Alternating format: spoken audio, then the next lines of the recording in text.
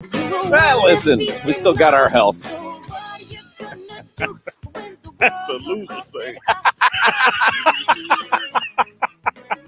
At least I ain't dead. We're at Twin Peaks in Davie. First broadcast of 2024 from Twin Peaks. And we'll do a couple here this month and a couple in February, which we thought might be previewing a Dolphins Super Bowl. And we kind of looked at the dates and we're like, okay, we can be, and I'm not so certain. But listen, there still will be a Super Bowl. And it just Week may to not week. involve us. So I'll read you a couple things here. First of all, Adam Beasley from Pro Football Network is going to join us this afternoon. Aronde is on vacation today, so he is not with us here at Twin Peaks. Josh Appel is, and we'll talk NFL with him. Adam Beasley wrote at ProFootballNetwork.com, headline, Tua Tagovailoa fails.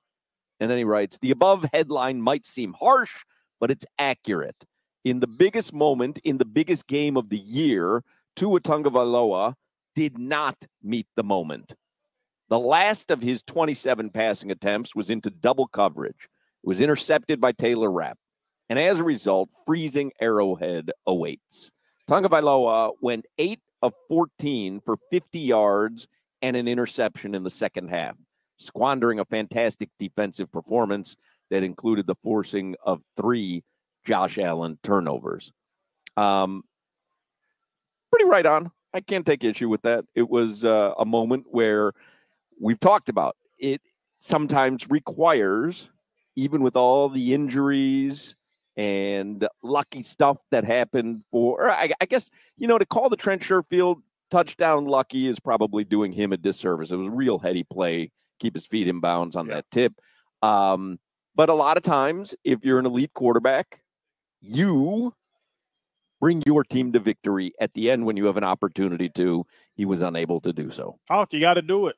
You have to do that. It goes back to what's that Kansas City game, the first one. Mm-hmm. Down by 7 driving. Philadelphia Eagles fourth quarter. Down by what was that? I think it was 8, 7, or 8 driving, and you can't score. That's what they need to do. The offense let the defense down last night. That's what happened. The defense let up 14 points to one of the best teams in the league, or, a favorite right now, a hot team, whatever you want to call it. That defense played ball last night. 3 turnovers against Josh Allen. They played ball. That damn offense, you know what? It's just like the Ravens game. They come out hot, and then they don't know what to do. That first half was doing everything that Mike McDaniel would have wanted, and Mike McDaniel was calling a different game in the first half than he did in the second half, which was a little confounding. I know people, and again, we'll talk about it today. There's a Twitter account and a group of Finsider. Finsider posted, Dolphins trying to win the AFC East, come out in the second half with 3 and out,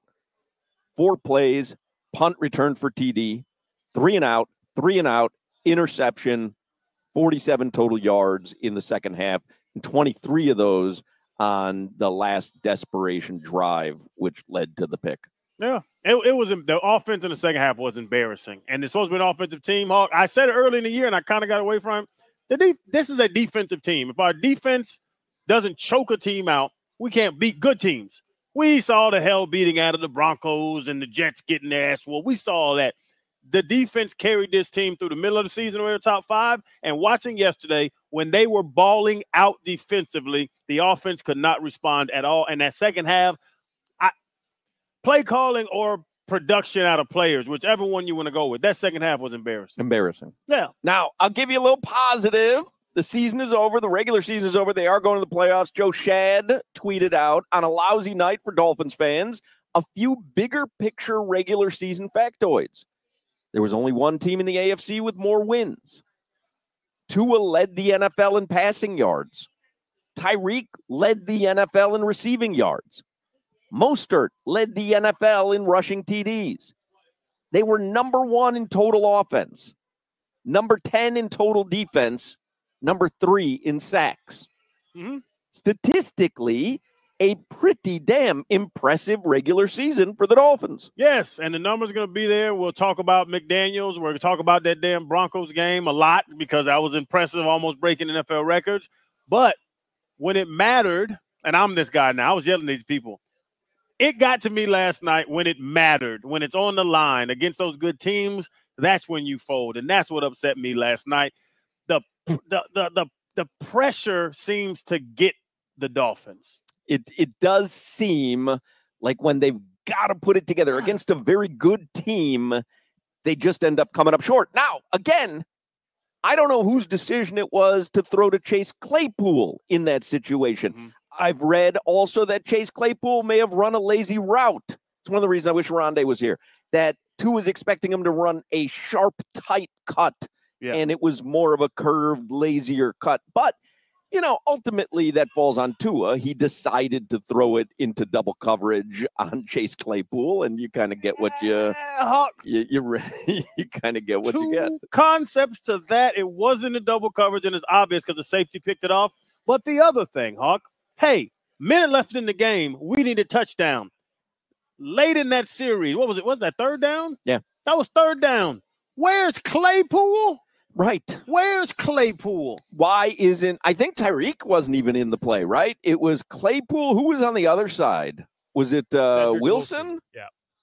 I mean, listen, I understand people are injured. People are injured.